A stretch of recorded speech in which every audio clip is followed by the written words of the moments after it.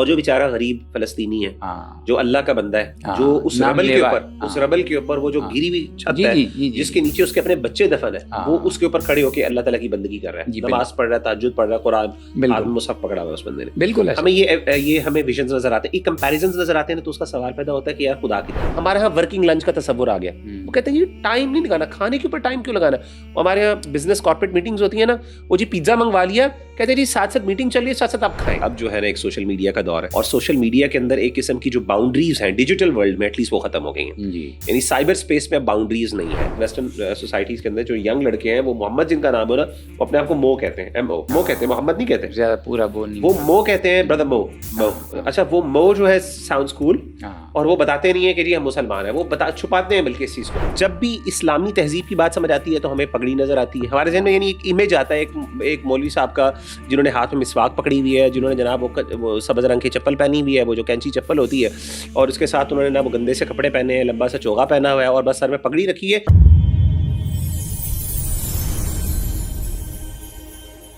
بسم اللہ الرحمن الرحیم. السلام علیکم ورحمۃ اللہ وبرکاتہ. آج کے اس ایپیسوڈ میں انشاءاللہ ہم لوگ ایک بہت ہی اہم سوال کو ایڈریس کرنے والے ہیں. وہ یہ ہے کہ جو اسلامک کنٹریز ہیں وہاں پہ جو ہمارے نوجوان نسل ہے اور جو یوتھ ہے اس میں بہت زیادہ ایتھیزم اور الحاد پھیل رہا ہے. So why is that? سو کیا ریزنز ہیں اس کے پیچھے؟ کیونکہ اب تک ہم جو پچھلے ایپیسوڈس میں بھی بات کر چکے ہیں وہ ہم الحاد یا ایتھیزم کے حوالے سے بات کر رہے ہیں. اب تک ابھی ہم جو پچھلے ایپیسوڈس میں بات کر چکے ہیں وہ ہم الحاد یعنی ایتھیزم کے حوالے سے بات کرتے رہے ہیں, اس کے مختلف وجوہات کی بنیاد پر, اس کے مختلف ایسپیکٹس کے حوالے سے. تو اور بہت ایک امپورٹنٹ سوال جو عام طور پہ لوگوں کے ذہن میں آتا ہے وہ یہ ہے کہ جب اسلامی ممالک یا اسلامک کنٹریز جہاں پہ آلریڈی بہت زیادہ الحمدللہ دین کے بارے میں بات کی جاتی ہے, ریگولر خطباز ہوتے ہیں, اور اس طریقے سے بہت سے اسلامک ایونٹس بھی ہوتے ہیں, اور ڈیفینیٹلی بہت اوپنلی شبہات کو ڈسکس بھی نہیں کیا جا سکتا, ایتھیزم کو پھیلایا بھی نہیں جا سکتا, اس کے باوجود ہم دیکھتے ہیں کہ ایک ٹرینڈ ہے کہ ہمارے نوجوان جو ہیں بہت زیادہ ان چیزوں سے متاثر ہو رہے ہیں. So we'll be talking about it today انشاءاللہ. With me as usual my father is going to be here in this discussion. السلام علیکم ورحمۃ اللہ وبرکاتہ. وعلیکم السلام ورحمۃ اللہ وبرکاتہ. تو ابو جیسے سوال آپ کے سامنے میں نے رکھا, وہ یہ سوال یہی ہے کہ اسلامی ممالک میں خاص طور پہ ہم دیکھتے ہیں کہ بہت زیادہ ایک رائزنگ ٹرینڈ ہے, خاص طور پہ اگر ہم یونیورسٹی لیول پہ بات کریں یا اسکول لیول پہ بھی, ایون اسکولز میں بھی کچھ اس طرح کی چیزیں ہم دیکھنے کو مل رہی ہیں. ایون دو بہت سے بچے جو ہیں یا اسٹوڈنٹس جو ہیں وہ اوپنلی اس چیز کو پروفیس نہیں کرتے اور اس کی کنفیشن بھی نہیں کرتے, لیکن چھپایا ہوتا ہے انہوں نے. لیکن ذرا آپ ان کے ساتھ ڈسکشن کریں تو ان کے سوالات سے ہی اندازہ ہو رہا ہوتا ہے دے آر ڈاؤٹ فل, ٹھیک ہے نا. کچھ ایسے سوالات وہ کر رہے ہوتے ہیں, خاص طور پہ جب ہم لوگ لیکچرز دینے جاتے ہیں یونیورسٹیز میں, تو وہاں پہ ان کے سوالات سے پتہ چل جاتا ہے کہ some one is actually doubting. تو میرا آپ سے جو جنرل میں چاہ رہا ہوں کہ آج آپ اس پہ انشاءاللہ گفتگو کریں اور ہمیں بتائیں کہ what is actually the reason, کہ کیوں یہ, یا پھر وہ کازز اور اسباب کیا ہیں جس کی وجہ سے ہماری نوجوان نسل اس طرف جا رہی ہے. بارک اللہ فیکم. بارک اللہ فیکم. بڑا ہی اہم سوال ہے, اور امت مسلمہ کے لیے یہ عام طور پر اور خاص طور پر ہماری قوم کے لیے یہ بڑا ہی اہمیت کا حامل اس اعتبار سے ہے کہ کسی شر کو پہچاننا اس بات کے لیے کہ شر سے ہم بچیں, یہ بہت ضروری ہے. بالکل. ہاں جی, یعنی وہ شاعر کہتا ہے نا عربی, عرفت الشر لا لشر لیکن لتوقیہ, کہ میں نے شر کو پہچانا اس لیے کہ شر کو پہچانوں اور اس سے بچوں, نہ کہ اس لیے کہ اس کو اڈاپٹ کروں. بالکل ایسے. تو ومن لم یعرف الشر من الناس یقع فیہ, یہ ہوتا ہے عموماً کہ جو لوگ شر کو ہی نہیں پہچانتے لیکن وہ چاہتے ہیں کہ ہم سیدھی راہ پہ رہیں یا ہماری زندگی صحیح اچھی اور ایک مثالی رہے, لیکن وہ چونکہ ناشنائی اور جہالت کی بنا پر وہ اس کا شکار ہوتے ہیں. تو اس لیے بہت ضروری ہے کہ ہم اپنا جائزہ لیں, اور انسان اپنا جب جائزہ لے, فکر کا فی کا یکفی کا, بے شک, جیسے کہا جاتا ہے کہ اپنے بارے میں یہ جو فکر کرنا, سوچ بچار کرنا, یہ آپ کی نجات کے لیے, آپ کی کامیابی کے لیے بہت کافی ہے. تو اس اعتبار سے یہ جو ہم نے پچھلے پروگرامز میں بھی یہ الحاد کے بارے میں بات کی, تو میں نے یہ چاہا کہ بہت ضروری ہے کہ چند ایک اختصار کے ساتھ ان چیزوں کی طرف توجہ دی جائے اور نشاندہی کی جائے جو ہماری نوجوان نسل کو دیمک کی طرح چاٹ رہی ہے. جیسا کہ آپ نے فرمایا, بالکل ایسی بات ہے کہ یونیورسٹیوں میں, بلکہ میں تو بیرونی ممالک میں بھی رہا اور پڑھاتا رہا, مجھے موقع ملا, اور میڈیا پہ بھی رہا, بہت سارے مختلف اسلامی نوجوان جو ہیں ان سے مجھے اپنا پالا پڑا اور موقع ملا ان سے باتیں کرنے کا. تو اوپر کا جو لیول ہے نا وہ بڑا چمکدار ہے، ایسے ہی بڑا خوبصورت ہے. ایسے وہ سانپ جو ہے وہ دن کو رات کو جب سانپ کھلی فضا ہو اور ہوا چل رہی ہو تو بڑا خوبصورت لگتا ہے، لیکن ہے وہ سانپ. تو اندر سے جب ان سے بات کی جائے نا تو وہ اندر کی جو اپنا ہے ان کی حقیقت وہ سامنے آشنا ہوتی ہے. میں اس کو گندگی غلاظت تو نہیں کہوں گا، ان کے مطابق تو وہ سمجھتے ہیں کہ ہم ٹھیک ہیں اور درست ہیں. بہرحال تو یہ بڑی بات ہے. سب سے پہلے جو میرا بیٹا بات یہ ہے کہ جو ثقافت ہے نا، ثقافتی یلغار، یہ اب ہم دیکھتے ہیں اس وقت اوورال پورے، نہ صرف یہ کہ ایک ملک کو، پورے کنٹریز، پورے اقوام عالم کو اس نے اپنی لپیٹ میں لیا ہوا ہے. اور یہ ایسا زہر ہے، ایسا پوائزن ہے کہ اس سے ہر کوئی چاہتا ہے کہ ہم بچیں، لیکن اس کے باوجود بچنا اس کے لیے ناممکن ہے. تو یہ اس میں بہت اس بات کریں تو بڑا ٹائم درکار ہے، لیکن اس میں یہ میڈیا ہے، اس میں یہ ہمارے ہاتھوں میں نوجوان نسل کے یہ جو ڈیوائسز آ گئے ہیں اور ان کو وہ دن رات استعمال کرتے ہیں اور تنہائی میں بھی کرتے ہیں، اپنا اجتماعیت میں بھی. تو اس کا جو زہر ہے وہ سرایت کرتا جا رہا ہے دل و دماغ میں. تو وہ سارے کا سارا مغربی ثقافت سے بھرا ہوا ہے، کلچر اور سویلائزیشن. اور اس کے بارے میں ہمارے قومی شعراء جو ہیں انہوں نے بڑا پہلے سے ہمیں یہ خبردار بھی کیا ہوا ہے، اور ہمارا دین بھی اس بارے میں ہمیں بہت زیادہ متنبع کرتا ہے. سب سے پہلی بات یہ کہ فساد قلب و نظر ہے فرنگ کی تہذیب. فساد قلب و نظر ہے فرنگ کی تہذیب، کہ روح اس مدنیت کی نہ رہ سکی عفیف. اور بھی بہت سارے اس بارے میں پیغامات ہیں. تو بہرحال یہ بات بھی ایک فارسی شاعر جو ہے وہ کہتا تھا. اب یہ انشاءاللہ آگے میں بات کروں گا. دوسری بات کہ یہ جو ثقافت ہے اس دینی، اس سے ناآشنائی ہے، اس سے نفرت ہے، اس سے بیگانگی ہے، لا تعلقی ہے، اور اس سے کوئی آشنائی نہیں. جبکہ مغرب کی یلغار اور ثقافت جو ہے وہ ہمیں اس میں ہم سب اول سے آخر تک ڈوبے ہوئے ہیں. تو ایک تو یہ بڑی وجہ ہے، اور دوسری وجہ یہ کہ ایک بہت بڑی جہالت ہے ہماری. میں اس پہ ایک بات کرنا چاہ رہا ہوں، جی پہلے اگلی ہم پوائنٹ پہ جائیں. جی. تو جو میں بات سمجھا ہوں، خاص طور پہ سوال یہ پیدا ہوتا ہے کہ کس طریقے سے ایک کلچر دوسری کلچر کو انفلوئنس کر رہا ہے. جی. جیسے ہمارے پاس ویسٹرن کلچر ہے، یہ ویسٹرن سویلائزیشن ہے، اس کا انفلوئنس ہمیں نظر آتا ہے. تو بالکل اسی طریقے سے ہم دیکھتے ہیں کہ جیسے کہ اور یہ خاص طور پہ یہ تب ہوا جب اس کے 2-3 وجوہات ہیں. ایک تو وجہ استعمار ہے، بالکل کلونیلزم ہے، کیونکہ ہم لوگ جو ہے نا ایک مغربی کلچر یا مغربی ثقافت کی یلغار سے ہم گزر چکے ہیں، اور ہم ان کے زیر اثر بھی رہے ہیں اور ہم ان کے زیر دباؤ بھی رہے ہیں کئی اعتبار سے. اور ابھی بھی دنیا کے اندر بھی کئی اعتبار سے وہ ہمیں انفلوئنس کرتے ہیں تھرو پاور. اور جب کلونیل وارز ہوئی تھیں خاص طور پہ بر صغیر پاک و ہند میں، تو جس طریقے سے یورپ نے آ کے اور خاص طور پہ یو کے نے آ کے ہم پر یہ یلغار کیا، تو اس کے اثرات ظاہر ایک پورے موجود ہیں، اور اس نے پھر ہمارے ایجوکیشن سسٹم کو بھی انفلوئنس کیا بہت تبدیل. یعنی اس کو ہم جو عربی زبان میں الغزو الفکری کہتے ہیں، بالکل ایسے. اچھا، ایک تو یہ چیز تھی، یہ اس وقت بھی رہی، یعنی ہمارے کچھ چیزیں ڈال دی گئیں ہمارے ایک ثقافت یا کلچر کے اندر جو شروع سے آ گئی. اس کے ساتھ ساتھ پھر دوسری چیز اب جو کرنٹلی ان کے لیے مزید آسان بھی اس لیے ہو گیا کیونکہ اب جو ہے نا ایک سوشل میڈیا کا دور ہے، اور سوشل میڈیا کے اندر ایک قسم کی جو باؤنڈریز ہیں ڈیجیٹل ورلڈ میں ایٹ لیسٹ وہ ختم ہو گئی ہیں. یعنی سائبر اسپیس میں باؤنڈریز نہیں ہیں. وہ جو پہلے جو ہے نا ریئل لائف کے اندر یعنی ہوتا تھا نا کہ آپ نے اگر ایک کسی کلچر سے متاثر ہونا ہے یا ان کے بارے میں جاننا ہے تو آپ کو سفر کرنا ہے. اب سفر نہیں کرنے کی ضرورت. آپ تھوڑا سا موبائل پکڑیں اور 1-2 بس آپ نے کلکس کرنے ہیں اور آپ کے پاس، یا پھر 1-2 بٹنز آپ نے پریس کرنے ہیں، یا پھر آپ نے ٹچ کرنا ہے اسکرین کو، اور اس کے بعد کیا ہوگا کہ آپ کے سامنے پوری ایک الگ دنیا، ان کے شعراء کیا کہتے ہیں، ان کے انٹلیکچوئلس کیا کہتے ہیں، ان کی لیونگ سٹینڈرڈز کیا ہیں، سب کچھ آپ کے سامنے آ جاتی ہے. اور اس سے ظاہر ہے پھر ہم زیادہ انفلوئنس ہوتے ہیں یہ چیزیں. تو مجھے جو سمجھ آئی کہ آپ نے یہ بات کی نا بڑی اہم، کہ ایک تو وہ ہے، اور اس میں بہت زیادہ گلیٹر ہے نا، مطلب امپورٹنٹ. جیسے وہ علامہ اقبال نے بھی کہا نا کہ یہ تہذیب جو ہے یہ بظاہر بہت گلیٹرنگ ہے، بہت میسمرائزنگ ہے، یعنی اس میں ایک دنیاوی چمک اور دمک ہے نا، بالکل خوبصورتی ہے اپیرنٹلی، ٹھیک ہے نا، ایک جاذبیت ہے اس میں. اچھا، اس کے ساتھ ساتھ پہلی 2 چیزیں تو یہ. تیسری جو آپ نے جو امپورٹنٹ بات کی، میں وہی آپ کی بات کو ریٹریٹ کر رہا ہوں، وہ ہے کہ اچھا ایک چیز بڑی انٹرسٹنگ میں یہاں پہ ڈسکس کرنا چاہ رہا ہوں، وہ یہ ہے کہ سوشل میڈیا کی جو اپروچ ہے نا، وہ ایسی جگہ پہ جہاں پہ ہمیں تصور نہیں ہے. یعنی سبحان اللہ، افریقہ کے جنگلات میں آپ دیکھ لیں، مطلب آپ دیکھیں کہ افریقنس آج کل تو اب ویلاگز وغیرہ بنتے ہیں، تو ہم بچوں کو یہ افریقیوں کو دیکھتے ہیں کہ وہ انہوں نے اپنے موبائل سے وہ نا ویڈیوز بنا رہے ہوتے ہیں اور پتہ نہیں کہاں پہ پہنچ جاتے ہیں پھر. اچھا وہ میں جب ان کے کلچر کو دیکھتا ہوں کہ وہ کچے گھر ہیں اور بالکل جیسے ہمارے گاؤں نہیں ہے, پسماندہ علاقے, بالکل اس طرح کے علاقے ہیں, نہ ان کے پاس کوئی زیادہ لیونگ سٹینڈرڈز ان کے کوئی بہت, لیکن اس کے باوجود آپ دیکھتے ہیں کہ ان کے پاس شرٹیں وہ والی ہوتی ہیں جس پہ رونالڈو لکھا ہوتا ہے, فٹ بال کی شرٹیں, وہ یعنی وہ میچز جو یورپین ممالک میں کھیلے جا رہے ہیں ان کی وہ شرٹیں پہن کے پھر رہے ہیں, جی ٹھیک ہے نا. پیپسی کوک ہر جگہ وہاں پہ موجود ہے, ٹھیک ہے نا. اسی طریقے سے انٹرنیشنل پروڈکٹس جو ہیں وہ وہاں پہ موجود ہیں, یعنی وہ کوک اور پیپسی کو وہ باقاعدہ ان کے وہ کینز نظر آ رہے ہوتے ہیں آپ کو, وہاں تک موجود ہے.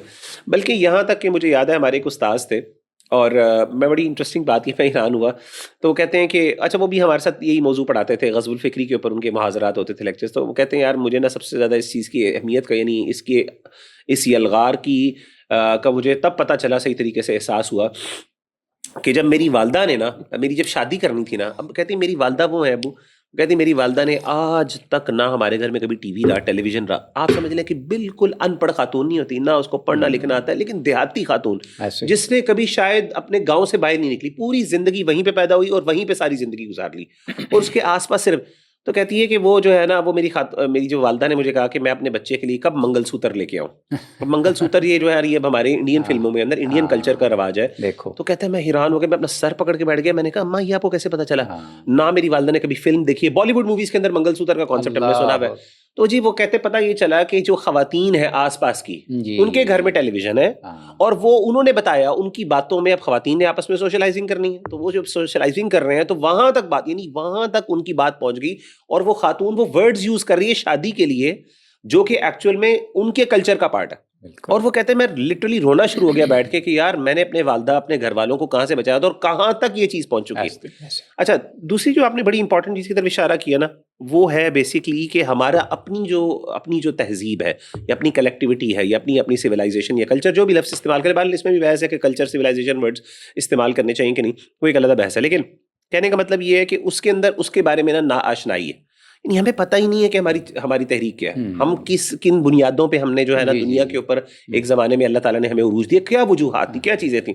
اب ہمیں جب بھی اسلامی تہذیب کی بات سمجھ آتی ہے تو ہمیں پگڑی نظر آتی ہے, ہمارے ذہن میں یعنی ایک امیج آتا ہے ایک مولوی صاحب کا جنہوں نے ہاتھ میں مسواک پکڑی ہوئی ہے, جنہوں نے جناب وہ سبز رنگ کی چپل پہنی ہوئی ہے, وہ جو کینچی چپل ہوتی ہے, اور اس کے ساتھ انہوں نے نا وہ گندے سے کپڑے پہنے ہیں, لمبا سا چوغا پہنا ہوا ہے اور بس سر میں پگڑی رکھی ہے.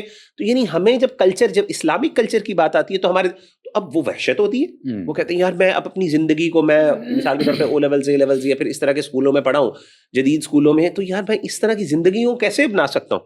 اور وہ سمجھتا ہے کہ شاید اسلامی تہذیب کو اپنانے کا مطلب ہی یہ ہے کہ مجھے یہ سارا اٹائر اڈاپٹ کرنا پڑے گا.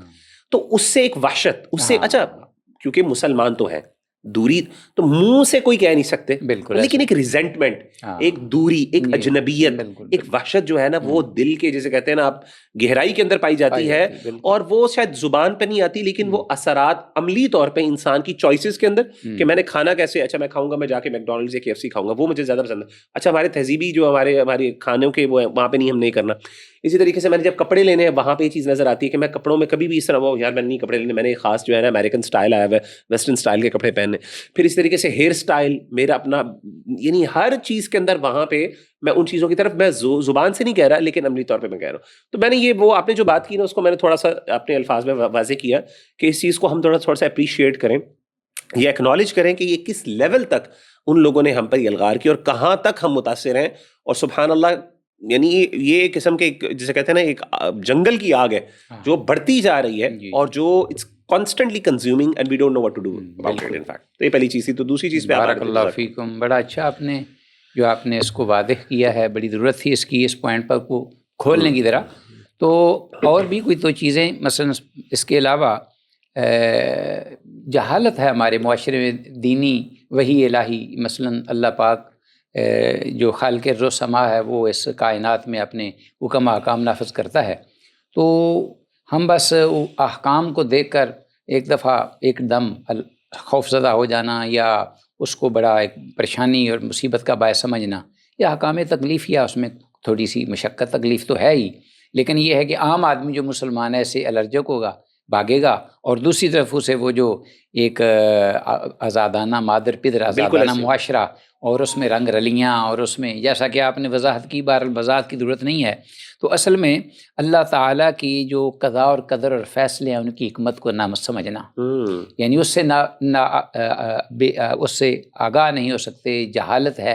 تو اللہ پاک فرماتے ہیں قرآن مجید میں وما قدر اللہ حق قدرے، کہ انہوں نے اللہ پاک کی جو عظمت تھی، سطوت تھی، اس کی جو کبریائی اور جلالت، جو کہ اس کو اس کا حق دینا چاہیے تھا، نہ انہوں نے سمجھا نہ انہوں نے اس کی توجہ دی. تو ایک تو یہ ہمیں ہماری نسل کو چاہیے کہ وہ دینی آگاہی ہو، اللہ پاک کے جو حکم احکام ہیں اہل علم و فضل کے پاس جائیں اور ان کے پاس ان کی حکمت کو، مصلحت کو سمجھیں، تاکہ دین کا جو تقدس ہے ان کے ذہن پر، ان کے دل و دماغ پر، اور دوسروں کو بھی وہ پرچار کر سکیں. اچھا، اس میں میں تھوڑا سا ایڈ کرنا چاہ رہا ہوں. جی جیسے آپ نے کہا نا، یہ بہت امپورٹنٹ بات ہے کہ اصل میں ابو ہم رہ رہے ہیں ایج آف کنوینئنس کے اندر نا، ایک ایسے ٹائم پیریڈ سے گزر رہے ہیں جس میں نا کنوینئنس اور آرام بہت ایک امپورٹنٹ چیز ہے ہمارے لیے. یعنی آپ دیکھیں کہ پورا ہمارا ایکو سسٹم، ہماری انوائرمنٹ اس طریقے سے ڈیزائنڈ ہے کہ اس میں ان چیزوں کو بہت زیادہ پرومیننٹ کیا جاتا ہے جو چیزیں آپ کو نا آرام دیتی ہیں اور کمفرٹ دیتی ہیں. اور ایک نا موومنٹ ہے، ایک تحریک ہے کہ آپ نے نا مشکل میں نہیں پڑنا. مثال کے طور پہ آپ دیکھیں نا، یہ پوری پین کلرز کی ایک پوری دنیا ہے. یعنی ذرا سی تکلیف ہوئی نا تو فوراً آپ نے میڈیسن لینی ہے، فوراً میڈیسن. اور باقاعدہ آپ کے محبت کرنے والے فوراً کہتے ہیں یار طبیعت ہے، آپ نے ابھی تک میڈیسن نہیں لی، آپ نے میڈیسن کیوں نہیں لی، ڈاکٹر کے پاس کیوں نہیں گئے. بالکل. یعنی وہ جو ایک جسم اللہ تعالیٰ نے ایک نیچرل سائیکل بنایا نا کہ بھائی تکلیف آئے گی تو انسان نے کچھ دیر اپنی باڈی کو، یعنی وہ باڈی گزرے اس تکلیف سے، وہ ایک ٹرانسفارمیشن سے گزرے گی، اس کے اندر ایک امیونٹی پیدا ہوگی، اس کے اندر ایک قوت مدافعت پیدا ہوگی. یعنی مطلب اس کے فضائل اپنی جگہ پہ. لیکن وہ ہم لوگ اتنی جلدی سے پین کلر لے لیں کسی درد سے ہم بچ سکیں. اچھا جی، تکلیف سے ہم نکلیں باہر. اچھا کچھ جگہوں پہ ظاہر ہے ڈیفینیٹلی اس کا فائدہ بھی ہوتا ہے، تکلیف انبیریبل ہوتی ہے، انسان سے کام نہیں ہوتا، وہاں پہ تو بندہ لے. لیکن چھوٹی چھوٹی سر درد ہوگی فوراً جی میڈیسن لینی ہے. جی فلو ہو گیا فوراً میڈیسن بھاگو. یعنی وہ اب ہمیں پتا ہوتا ہے کہ ساروں کو پتا ہے 3 سے 4 دن لینے ہیں اس نے، اور میں کوئی نیچرل کوئی گرم پانی ہے اس طرح کی چیزیں، اچھا وہ مشکل لگتی ہیں کیونکہ اس پہ محنت لگتی ہے، اس پہ ٹائم. اچھا دوسری چیز یہ تو ہو گئی پین. پھر فوڈ پانڈا. اب یہ فوڈ پانڈا کا جو پورا تصور ہے، یہ ایج آف کنوینئنس ہے. یعنی کب سے ہم کھانا ہمارے ہاں اتنی امپورٹنٹ ایک چیز ہوتی تھی کہ جی کھانے کے اوپر بیٹھنا. اور ابو آپ کو جیسے ریاض الصالحین جیسی کتابوں کے اندر، ہمارے دین کے اندر کتنی تفصیلات وہاں پہ موجود ہیں. یعنی سرو کیسے کرنا ہے، بیٹھنا کیسے ہے، سب سے پہلے کس کو دینا ہے، آغاز کیسے کرنا ہے، ڈش میں پریزنٹ کس طرح کرنا ہے. میں کہتا ہے یار یہ دین ہے. اور احادیث بخاری مسلم اور یہ ساری کتابیں حدیث کے ذخیرے میں بھری پڑی ہیں یہ چیزیں. اور ہم اس کو کیا کہتے ہیں جی، ہمارے ہاں ورکنگ لنچ کا تصور آ گیا. وہ کہتے ہیں جی ٹائم نہیں لگانا کھانے کے اوپر، ٹائم کیوں لگانا. ہمارے یہاں بزنس کارپوریٹ میٹنگز ہوتی ہیں نا، وہ جی پیزا منگوا لیا، کہتے ہیں جی ساتھ ساتھ میٹنگ چل رہی ہے، ساتھ ساتھ آپ کھائیں، اس کو ٹائم نہ دیں. حالانکہ یہ بالکل اس کے لیے نقصان دہ کتنا ہے آپ کے لیے، آپ کی ہیلتھ کے لیے اس طرح کا پورا ایٹیٹیوڈ اور بیہیویئر کتنا نقصان دہ. لیکن وہ کنوینئنس ہے، آرام سے آپ نے 2 کلکس کے گھر میں کھانا آ گیا، سب کچھ آیا، آپ کو کچھ نہیں کرنا، جی آج یہاں سے کر لو.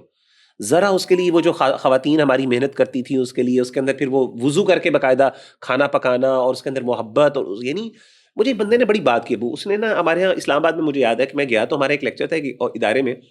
تو اس نے نا کہا کہ میں نے کہا یار آپ کیا کام کرتے ہیں ادارے میں، تو اسے لیکچر میرا رکھا ہوا تھا، میرے ساتھ ایک اور بھائی بھی تھے. تو ہم لوگ تو کہتا ہے یار اصل میں ہمارا جو ہے نا وہ ہیلدی لائف سٹائل کے اوپر ہے اور سیرہ بیسڈ، یہ سنت بیسڈ لائف سٹائل.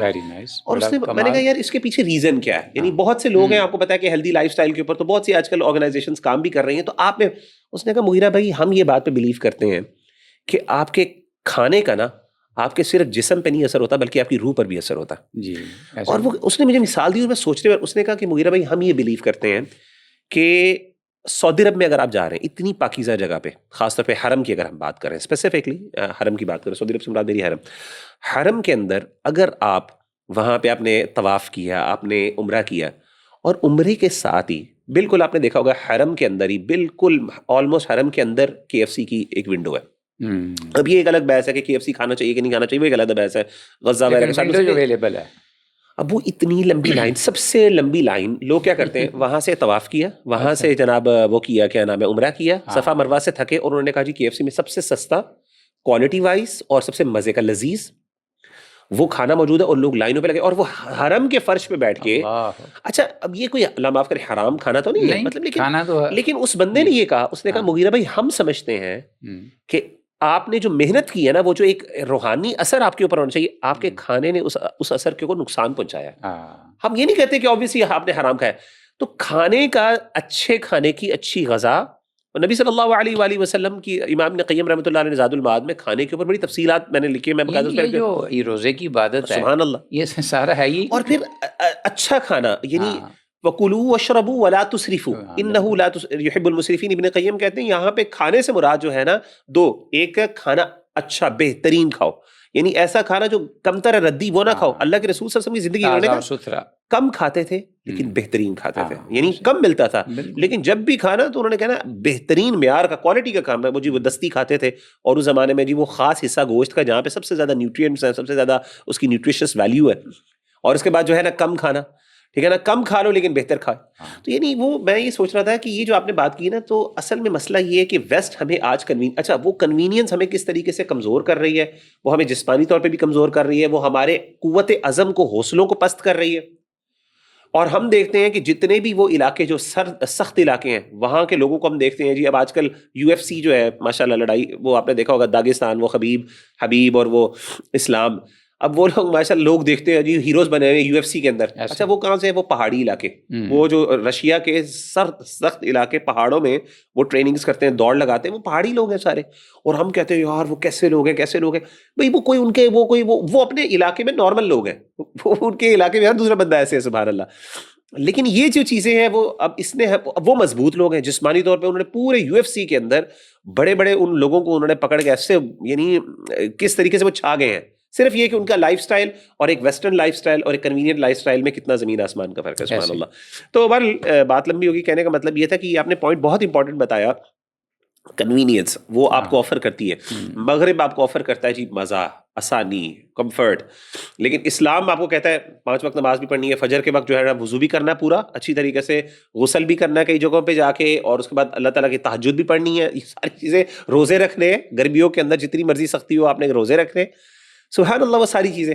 جی ہاں جی. تو اب اس جو مغربی طرز زندگی ہے اس کو اپنانے اور اس کے اثر انداز ہونے، خاص طور پر مسلم ممالک کی جو نئی جنریشن ہے ینگ، اس پر اس کا بڑا ایک سبب یہ بھی ہے کہ بہت زیادہ رجحان بیٹا پڑ گیا ہے. اب پہلے نہیں تھا اتنا. اب ہم بچپن میں دیکھتے تھے تو ایک تو وسائل بھی نہیں تھے، لیکن اب تو ہر دوسرا آدمی، بلکہ شاید کوئی خاندان ہو کہ جس میں سے کوئی ایسا ہو جس کا کوئی گھر والا، کوئی آدمی جو ہے وہ مغربی ممالک میں یا کفار کے ممالک میں اس نے باقاعدہ زندگی پوری گزارنے کا ایک تو ہوتا ہے نا کہ ایک ٹنور ہے، ایک ٹنور ہے میرا جی تعلیمی، یا یہ ہے کہ میں نے کوئی کوئی ڈگری لینی ہے، یا کچھ اپنا خاص اعلیٰ تعلیم کے لیے یا ان کو سمجھنے کے لیے، پھر میں واپس آؤں گا.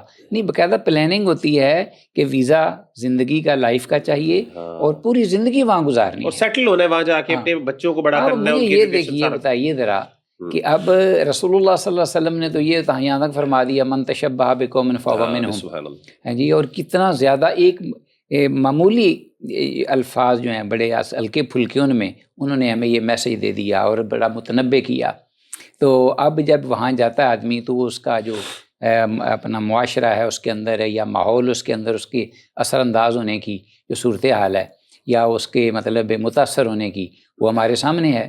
میں نے خود وہاں UAE میں جب تھا تو خود لوگ مجھے ملے اور انہوں نے کہا کہ جی ہم بڑے ہی صاحب علم، یعنی ہمارا بیک گراؤنڈ جو ہے وہ علمی ہے، مذہبی گرانہ ہے ہمارا اور تھا، لیکن آج وہ لوگ جو ہمارے وہاں جا کر سیٹل ہو گئے ہیں وہاں یورپ میں یا امریکہ وغیرہ میں، تو وہ ہمارے لوگ پہلے تو وہ بے دین ہوئے اور بے دینوں سے پھر وہ سیکولر ہوئے، اور آج ان کے نام کا بھی ہمیں پتہ نہیں وہ نام کیا ہے ان کا اور ان کا دین اور مذہب کیا ہے. یعنی وہ ایتھیسٹ بن گئے اور انہوں نے اللہ اس کے رسول پر جو ایمان تھا وہ ختم ہو گیا ان کا. تو اب یہ ہے بات کہ بہت زیادہ وہاں جا کے رہنا، جیسے اپنا وہ صحبت سال ترا سہل کند، صحبت طال ترا طال کند، تاتوانی دور شد از یار بد، یار بد بدتر بود از مار بد. یعنی جو یار بد کی جو اپنا ہے اپنا اس کی صحبت، وہ انتہائی خطرناک، جو کہ جان لیوا سانپ ہے اس سے بھی خطرناک ہے. اس لیے کہ مارے بد تنہا ہمیں بر جان زند، لیکن جو مارے بد اور لیکن یار بد بر جان و بر ایمان زند. یعنی سانپ تو صرف ہماری جان لے گا، لیکن شاعر کہتا ہے کہ جو مارے بد ہے، جو یار بد ہے، جو کہ بری صحبت والا شخص ہے، وہ ہمارا ایمان بھی کھینچے گا اور ہماری جان بھی، ہمارا دین اور ہمارا ایمان سب کو لوٹ لے گا. دونوں چیزیں کھا گیا. تو یہ چیز جو حقیقت ہے، یہ ہماری میں نے دیکھا ہے کہ جو رجحان ہے نوجوان نسل کا، اور وہ جب پھر وہاں جاتے ہیں، وہ تو جاتے تو وہ پھر وہی بات تو آپ کی، وہ الغزو الفکری میں سب سے پہلے وہ تبشیر ہے، اس میں ان کے جو ارکان ہیں الغزو الفکری کے، اس میں آپ استعمار بعد میں آتا ہے، لیکن تبشیر اس سے پہلے ہے. یعنی ان کو فیسلیٹیٹ کرنا، ان کو مطلب خود آپ کے ماموں حسن جو ہیں، ان کو انہوں نے جب وزارت خارجہ لے گئی وہاں، تو انہوں نے پھر آرٹیکل لکھا، اور جناب انہوں نے، میں تو لرز گیا سن کر، انہوں نے کہا کہ جتنے بھی ہمارے بڑے بڑے یہاں کے خاص طور پر اہل حل و عقد جنہوں نے قوم کی رہنمائی کرنی، ہاں جی، ان کو اتنا وہ متاثر ہو کے وہ وہاں جا کر انہیں وہ باغ و بہار میں اور اپنی جنتوں میں لے جاتے ہیں. تو یہ جو حقیقی چہرہ ہے مغربی تہذیب کا، جو کہ انتہائی مارے بد اور غلیظ اور گندا، لیکن بظاہر بڑا وہ خوبصورت نظر آتا ہے، یہ نوجوان نسل کو یہ بہت زیادہ تعداد میں وہاں رہنا، اور پھر وہاں جا کر ان کے معاشرے میں پوری زندگی گزارنے کے لیے پالیسی، تعلیم نہیں صرف، آگے پھر مرنا ہے تو شاید پاکستان آگے دفن ہو جائیں، لیکن باقی سب کام یہی کرنا ہے. اور ایک اور بات ہے اس کے ساتھ کہ یہ جو الحاد یا اللہ پاک اللہ جل شانہ کی ذات اقدس پر ایمان جو ہے اس کے کمزوری یا اس کے ایمان کے خاتمے یا اس احساس کو بالکل ختم ہی ہو جانے کا جو بڑی وجہ اور سبب یہ ہے، وہ جو کہ میں نے پہلے بھی اس کی طرف اشارہ کیا تھا، وہ دین اسلام کے جو محاسن ہیں، ہاں جی، دین اسلام کے محاسن اور اس کی خیر، اس کی برکتیں، اس کے فیوز اور اس کے انسانیت پر جو اثر انداز ہوتا ہے وہ ایک پازیٹیو انداز سے، اس سے ہم بالکل ناشنا ہیں. انہیں ہمیں اندھیرے میں رکھا ہوا ہے، اور ہمیں چاہیے کہ ہم دین کو اس کا مطالعہ کریں. یعنی ہمیں انفارچونیٹلی ان کا بھی نہیں پتا، اپنا بھی نہیں پتا. ان کا ہمیں ان کی ظاہری چیز پتا ہے، وہ اٹریکٹیو نظر آتی ہے، وہ حقیقت نہیں پتا. ہاں بالکل. اور اپنے دین کی بھی حقیقت نہیں پتا. بالکل اپنے دین کے ہمیں وہ جو ہے نا ایک مشکل پن اوپر سے جو ہے ایک ذرا تھوڑا سا کروڈنس جو ہمیں اپیرنٹلی نظر آتی ہے کہ یار یہ بڑا سخت ہے، مشکل، وہ چیز نظر آتی ہے، لیکن اس کے جو اندر جو جواہرات ہیں، جو اندر اس کی خوبصورتی ہے، اس کی اتنی باریکی ہے اس میں، اتنی خیر کی بات ہے، جیسے جس کی طرف آپ نے توجہ دی. یعنی اگر میں بات کروں نا، اس سے کئی گھنٹے درکار ہیں. یعنی یہاں سے آپ لیجئے، کھانا کھانا ہے نا، جس کی ہمیں پرواہ ہی نہیں، لیکن آپ نے یہاں فرمایا ہے کہ لا آکل وانا متکئ، اللہ اکبر، کہ جب میں بیٹھتا ہوں نا کھانے کے لیے تو میں ٹیک نہیں لگاتا. اب ٹیک لگانے میں کتنے نقصانات ہیں. اچھا نقصانات جو ہے وہ، یعنی آپ کھانے کو ایک امپورٹنس دی نا. ہاں، یعنی ایک ہے میں لیٹے بس منہ میں ڈال لیا جی، اور ایک ہے باقاعدہ لیٹ سکتا ہے بندہ، کھا سکتا ہے، لیکن اس کے جو نتائج ہیں وہ تو وہ بھیانک. میں پچھلے دنوں ایک مووی کا ایک ویڈیو دیکھ رہا تھا، پتہ ہے ویڈیو کوئی پارٹ ایسے فیس بک پہ ریلس چل رہی تھی، تو آئی ڈونٹ نو پتہ نہیں وہ ویڈیو کیسی مووی ہے. انہوں نے اس کے اندر ایک کانسیپٹ دکھایا وہ بڑا عجیب، کہ نا کھانے کے حوالے سے نا، کہ many years down the line, یعنی فیوچر آف، وہ ایسی ہوتی ہیں سائی فائی موویز ہوتی ہیں جس کے اندر بتاتے ہیں کہ کئی سالوں بعد یہ ہوگا، تو تصورات نا، تو اس میں ایک تصور نے دکھایا یہ کہ ایک وقت آیا کہ لوگ کیا کر رہے ہیں وہاں پہ دیکھ رہے ہیں کہ جو ایرسٹوکریٹس ہیں، جو بڑے آپ کے جو ٹاپ کلاس ایلیٹ کلاس ہوتی ہے، جو اب ان کو اپنے ہیلتھ کا بھی، ان کو اپنی زندگی کا بہت پیاری ہے ان کو، ٹھیک ہے نا، تو ان کو پتا ہے کہ یار یہ کھانے جو ہیں یہ تو ہمیں، اور خاص طور پہ یہ جو آج کل کا جو ہم کہتے ہیں جنک فوڈ ہو گیا، پیزا وغیرہ اور یہ سارے برگرز وغیرہ، یہ سارے فاسٹ فوڈ جسے ہم کہتے ہیں، بالکل. اب اس میں لذت بہت ہے، لذت انتہائی ہے، یعنی سارا فوکس ہے ہی لذت، لیکن پھوک ہے اندر سے، یعنی اندر سے کوئی ویلیو نہیں ہے اس کی، غذا نہیں ہے، غذائیت نہیں ہے، پوائزن کہتا ہوں اسے. اللہ اکبر. اچھا وہ انہوں نے کیا دکھایا، انہوں نے کیا کیا کہ انہوں نے ایک ٹیکنالوجی ایجاد کی ہے جس میں وہ کچھ بندے کو ہائر کرتے ہیں کہ جی آپ نے کھانا ہے، اور اس کے ساتھ انہوں نے نا کچھ ایسے نا وہ کنیکٹرز لگائے ہوئے اور سینسرز لگائے ہوئے ہیں، اور وہ جو آس پاس بندہ ہے نا، مثال کے طور پہ میں نے ایک بندے کو ہائر کیا، میں کوئی مالدار آدمی ہوں، تو میں نے کیا کیا، میں نے خود نہیں کھانا، میں نے اسے کہا یار تو کھا، اور اس کے جو ٹیسٹ بڈز ہیں اور اس کے نا دماغ کے ساتھ میں نے کیا کیا کہ اپنے ساتھ وائرز لگا دیے، اور اس سے کیا ہے وہ کھائی جا رہا ہے، وہ پیسے پی جا رہا ہے، میں کچھ بھی نہیں پی رہا، لیکن مجھے ایک لذت جو ہے نا وہ مجھے ملی جا رہی ہے. یعنی میرے جسم میں کچھ بھی نہیں جا رہا، ایسے سارا گند وہ اس کو پیپسی پلا رہے ہیں، اب یہ بھی کھاؤ، اب یہ کھاؤ، اب یہ کھاؤ، وہ کھائی جا. اچھا اس کو پیسے مل رہے بیچارے، اس کی بری حالت ہے، وہ بس وہ منہ میں ڈالی جا رہا ہے، اور آپ کو بیٹھ کے آرام سے آپ اس کا لذت لے رہے ہیں. یعنی یہ آئیڈیا، اللہ معاف کرے، وہ اس طرح کی ویڈیوز دکھا رہے ہیں، موویز بنا رہے ہیں کہ یار یہ بھی فیوچر میں ہو سکتا ہے، اور اس میں کوئی نہیں، کیونکہ وہ آپ کا سارا دماغی وہ لذت، پلیجر جو آپ کا جو ہے سارا، آپ کا ڈوپامین رش وہ ہے، وہ ساری چیزیں آپ وہ اللہ معاف کرے. اور دوسری بات یہ آپ نے بڑی امپورٹنٹ بات کہی نا ابو جی، کہ پھر اس کے ساتھ ساتھ اس کے علاوہ نہیں، یہ تو ابتدا ہے نا. میں آگے جو بات کر رہا تھا وہ یہ تھا کہ کھانا کھانے کی ابتدا ہے تو اللہ کے نبی صلی اللہ علیہ وسلم نے ہدایت دی کہ یہ اس طرح بیٹھنا بھی ایسے ہے، ہاں اور جب بیٹھنا ہے قضائے حاجت کے لیے، ہاں جی بالکل، یعنی اس کا بھی طریقہ، پورا طریقہ حدیث میں موجود حتیٰ ہے. کہ وہ مشرک یا یہودی تھا، ہاں اس نے بالکل حضرت سلمان ان اعتراض پر اٹھایا تھا. اعتراض اٹھایا تھا کہ لقد علمکم نبیکم کل شیء حتی الخراء، بالکل ایسے یعنی تو انہوں نے کہا کہ ہاں، انہوں نے بلا بڑا ہاں بلا کیوں نہیں، کہ یہ ہمارا یہی تو ہماری لا دین کا ترہ امتیاز ہے ولا کہ نستدبرها کہ اللہ ہمارے پیغمبر نے ہمیں وہ قضائے حاجت کا طریقہ ہے، اس کے آداب بھی بتا دیے ہیں تاکہ ہمیں نقصان نہ ہو، اور کس طریقے سے جانا ہے اور کون سی دعا پڑھنی، پھر اس کے بعد واپس آنا ہے، اور بیٹھنا کیسے ہے، اور وہ پھر مخلوقات جو انویزیبل پاورز ہیں، وہ اپنا جنات وغیرہ، ان سے بھی بچنا ہے. تو یہ ساری چیزیں، تو یہ چیزیں اچھا. اس پہ مجھے ایک امپورٹنٹ بات جو میں چاہ رہا ہوں نا، اس پہ آپ نے کمنٹ کیا، وہ یہ تھا کہ اللہ تعالیٰ کی قدر اور قضا کو نہ سمجھنا. میں نے جتنے بھی ایتھیسٹ دیکھے نا، ملحدین، ان میں یہ بات بہت کامن ہے کہ اللہ کے افعال جو ہے نا، ان پہ اعتراضات. یہ بہت بڑی بات ہے، اور میرے خیال ہے ہمیں اس پہ الگ سے بات کرنی چاہیے پورے کریں گے یہ موضوع پہ انشاءاللہ. بالکل کہ جی اللہ کے جو افعال ہیں ان کی حکمتیں کیا ہیں، بالکل. اور اگر اللہ، دیکھیے ہمیں نظر آتا ہے، وہ کہتے ہیں جی ہمیں نظر آتا ہے کہ اللہ کا دشمن ہے، مثال کے طور پہ اسرائیل کی مثال لے لیں، کتنا ظلم کیا ہے، لیکن دنیا جہان کی نعمتیں ان کے پاس ہیں، دنیا جہان کی عیاشی وہ کر رہے ہیں، قوت، پاور اور ہر مونوپلی، چیز، ہر چیز ان کے پاس. اور جو بیچارہ غریب فلسطینی ہے، جو اللہ کا بندہ ہے، جو اس ربل کے اوپر وہ جو گری ہوئی چھت ہے، جس کے نیچے اس کے اپنے بچے دفن ہے، وہ اس کے اوپر کھڑے ہو کے اللہ تعالیٰ کی بندگی کر رہا ہے، نماز پڑھ رہا ہے، تہجد پڑھ رہا ہے، قرآن ہاتھ میں مصحف پکڑا ہوا ہے اس بندے نے. بالکل ہمیں یہ ہمیں ویژنز نظر آتے ہیں، ایک کمپیریزنز نظر آتے ہیں، تو اس کا سوال پیدا ہوتا ہے کہ یار خدا کدھر ہے. تو میرا خیال ہے کہ یہ ایک امپورٹنٹ سوال ہے. ہاں، اس کو پورا ہمیں الگ سے ایڈریس کرنے کی ضرورت ہے. بالکل ایسے ہی کہ جی اللہ کی حکمتیں کیا ہیں، اللہ جو ہم پہ مومنوں پہ مشکلات آتی ہیں اس کے پیچھے حکمتیں کیا ہیں، اور اسی کیونکہ اللہ الحکیم ہے اور اللہ انصاف کرنے والا ہے. اور اسی طریقے سے دوسرا جو ہے، جو کفار ہیں ان کے اوپر اگر بظاہر ہمیں احسانات یا نعمتیں نظر آتی ہیں، تو ان کی پیچھے کیا حکمتیں ہیں، اور اس سے اللہ تعالیٰ کیا نہیں. اس کو تو اللہ پاک نے نا خود زہر بھی جو لوگ آلات دے کر اس پر فیصلے کرتے ہیں نا، اللہ پاک نے انہی اقوام کے ساتھ، یعنی اس وقت روم جو تھا وہ عظیم سطوت تھی، بڑی قوت تھی، پاور تھی، جب رسول اللہ صلی اللہ علیہ وسلم نے دعویٰ کیا تھا، اور سورہ روم میں یہ موجود ہے. اور اللہ پاک نے یہ باقاعدہ لفظ استعمال کیا ہے، یعلمون ظاہرا من الحیات الدنیا وہم عن الآخرۃ غافلون، یعنی ہر چیز کو زہر میں لینا اور اس کا حال نکال کے کہنا کہ یہی چیز ہے. یہ کوئی عقل مندی یا کوئی اصل نالج تھا، علم تو نہیں نا، حکمت. تو اس لیے ہمیں اس بات پر بڑی ضرورت ہے کہ قارئین کو، ناظرین کو ہم اس طرف سے آگاہ کریں، کچھ چند قرآن و سنت سے کچھ ایسی مثالیں دے کر کہ جس سے پتہ چل سکے کہ اللہ کے ہر کام میں فعل الحکیم لا یخلو عن الحکمہ.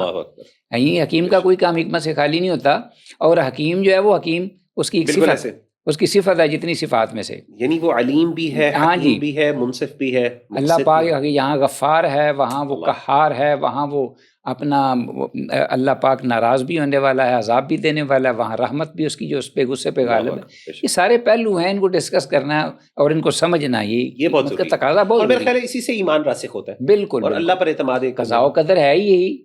مگر ہم ظاہری ہر فیصلے پر ہم انبیاء اور رسول ہم سے بہت آگے تھے تکلیف مصائب اٹھانے میں. بے شک. تو اللہ، تو کیا ان کا کوئی جرم تھا یا کوئی قصور تھا؟ ایک طرف فرعون ہے، شداد ہے، حامان ہے، ایک طرف موسیٰ کلیم اللہ ہے، ایک طرف دیکھیے اور دیگر انبیاء اور رسول علیہ السلام ہیں. سبحان اللہ، بارک اللہ فیکم. اچھا، ایک آخری بات سے میرے خیال ہے اس پہ ہم انشاءاللہ بات مکمل کرتے ہیں. یہ ابو آپ نے جو بات کی نا رہائش کے حوالے سے، یہ بہت امپورٹنٹ ہے، اور اس پہ باقاعدہ نا ویسٹرن ریسرچز بھی ہوئی ہیں. بالکل بالکل. جی. اب ریسرچز یہ ہوئی ہیں کہ وہ لوگ باقاعدہ کچھ انسٹیٹیوشن ہیں، ادارے ہیں وہاں پہ امریکہ کے اندر، انہوں نے باقاعدہ اس پہ تحقیق کی ہے، ریسرچ پیپرز لکھے ہیں کہ وہ جنریشنز جو وہاں سے، جو لوگ وہاں پہ رہے، جا کے سیٹل ہوئے، ان کی جو تھرڈ جنریشن میں نا، آپ یقین کریں کہ دین سے دوری تو کیا، اسلام کو چھوڑ دیا ہوا ہے، وہ الہاد ہے ان میں پایا جاتا ہے. نہیں، میں نے وہ تو مثال نہیں دی، وہ انڈین جو تھے خاندان، انہوں نے کہا کہ اب صورتحال یہ ہے کہ ہمارا مذہبی گرانہ تھا، ایک نسل چلی، پھر اس کے بعد دوسری، تیسری میں اب ہمیں بھی پتہ نہیں کہ وہ کون سا مذہب ہے. اچھا، مذہب لا مذہبیت، داریت ہے یا الحاد ہے، یعنی وہ دہریت بھی نہیں، وہ لا مذہبیت ہے. اچھا، وہ نا شتر بے مہار، فریڈم، ایبسولوٹ فریڈم چاہیے، بس اپنی مرضی، کوئی بھی میرے اوپر چیک نہ ہو.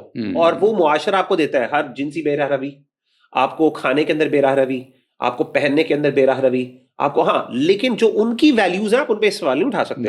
یعنی اگر آپ کبھی بھی ان کی جو اقدار ہیں, جو مغربی اقدار ہیں, اس پہ آپ تصور, اس کے اندر وہ ہم سے زیادہ, وہ اللہ معاف کرے, وہ اتنا مسلمان اپنی ویلیوز میں اپنی اقدار میں سخت نہیں ہوتا جتنے وہ اس پہ سخت ہیں, اور وہ پکڑ کے آپ کو ایسا غائب کر دیتے ہیں. اگر آپ تصور, ہمارے ہاں کچھ لوگوں نے یہ کیا نا کہ جب ان کی اقدار پہ, انہی ویسٹرن اقدار اور ویلیوز کے اوپر سوال اٹھایا تو انہوں نے ان کو بڑے بڑے سیلیبریٹیز کو ایسے دبوچا, ایسے پکڑا, وہ نظر, یعنی وہ روڈ پر آ گئے, یعنی کہاں وہ ملینئر اور بلینئر سے وہ سڑکوں پہ چلنا شروع ہو گئے. انہوں نے کہا تم تصور نہیں, تمہاری جرت نہیں, یہ تمہیں ہم نے ایک دیا ہے سرکل, اس میں تم نے جو عیاشی کرنی کراؤ, لیکن اس سے بعد ان چیزوں پر تم نے سوال نہیں اٹھانا, یہ ہم کریں گے, یہ ہم بتائیں گے تمہیں. تو یہ اللہ معاف کرے, وہاں پہ ایک جبریت جو ہے نا, وہ ایک جبریت جو ہے نا وہ پردے کے اندر ہے, اور انسان کو ایک ایلوژن ہے, ایک دھوکہ ہے کہ یار آپ فری ہیں. اچھا میں آپ کو یہ بتا رہا تھا کہ یہ جو لوگ رہتے ہیں وہاں پہ, مجھے ایک بندہ ملا پچھلے دنوں, میں بڑی انٹرسٹنگ بات, وہ ہماری میری بہن کی چھوٹی شادی ہوئی ربی کی, تو ہمارا جو آپ کا داماد ہے, ہمارا بھائی ہے, میرا بہن ہوئی, تو اس کا ایک دوست آیا ہوا تھا باہر سے, جرمنی سے آیا ہوا تھا. تو وہ ماشاء اللہ کافی ٹریول کرتا ہے, کچھ 36-37 ملکوں میں اس نے, خاص طور پہ یورپین کنٹریز یا ویسٹرن کنٹریز کے اندر اس نے بہت زیادہ ٹریول کیا. تو میں نے اس سے کہا کہ اچھا بات ہوئی, ناموں پہ کوئی بات چل رہی, تو کہتا ہے میں نے اپنے بیٹے کا نام محمد بن عبداللہ, اس کا نام تھا عبداللہ, تو اس نے کہا میں نے اپنے بیٹے کا نام محمد بن عبداللہ رکھا ہے. جی. تو میں نے کہا کہ کیوں آپ نے محمد بن عبداللہ یا کوئی اور نام تھا؟ تو اس نے کہا کہ میں نے اس لیے نام رکھا ہے محمد, پورا لکھوایا ہے کہ میں چاہتا ہوں کہ میرا بچہ جو ہے نا وہاں پہ جا کے نام نہ چینج کر سکے. میں نے کہا کیا مطلب نام نہ چینج کر سکے؟ کہتا ہے اصل مسئلہ یہ کہ میں باہر کے ملک میں رہتا ہوں, میری فیملی وہاں پہ رہتی ہے. کہتا ہے وہاں پہ ایک بہت بڑا رجحان یہ ہے کہ جو بچے یہاں پہ رہتے ہیں, اب انہوں نے اس کلچر کا پارٹ بننا ہے, اس ثقافت کا فائدہ اٹھانا ہے. جب تک ان کی شناخت ایک اسلامی ہے, بے شک وہ منہ سے ظاہری, انہوں نے بالیاں بھی پہنی ہو کان میں, ان کے کلچر یعنی اپیرنٹلی ظاہری طور پہ بھی وہ جو مرضی لگے, لیکن جب تک ان کی شناخت اور آئیڈینٹی یا نام کے اندر کوئی اسلام کی کوئی رمق ہے نا, تو کہتے ہیں وہ لوگ ان کو اپنے اندر شامل نہیں ہونے دیتے. اب ان کا مسئلہ ہے کہ یار ہم ان کا پارٹ کیسے بنے, اس کلچر کا حصہ کیسے بنے, بالکل اس کا کل پرزا کس طرح بنے. تو کہتا ہے باقاعدہ وہاں پہ یہ بہت عام کامن ہے, اور مجھے خود بھی یاد ہے میرے کچھ دوستوں نے بھی یہ کام کیا, اپنے نام بدل دیتے جا کے, اور وہ اپنے نام اس طرح بدلتے ہیں تاکہ پتہ نہ چلے. اب جیسے محمد ہے, محمد کتنا پیارا نام ہے جناب, آپ نے دیکھا کہ بہت زیادہ ویسٹرن سوسائٹیز کے اندر جو ینگ لڑکے ہیں وہ محمد جن کا نام ہو نا, وہ اپنے آپ کو مو کہتے ہیں, MO, مو کہتے ہیں, محمد نہیں کہتے, زیادہ پورا وہ نہیں, وہ مو کہتے ہیں, بردر مو.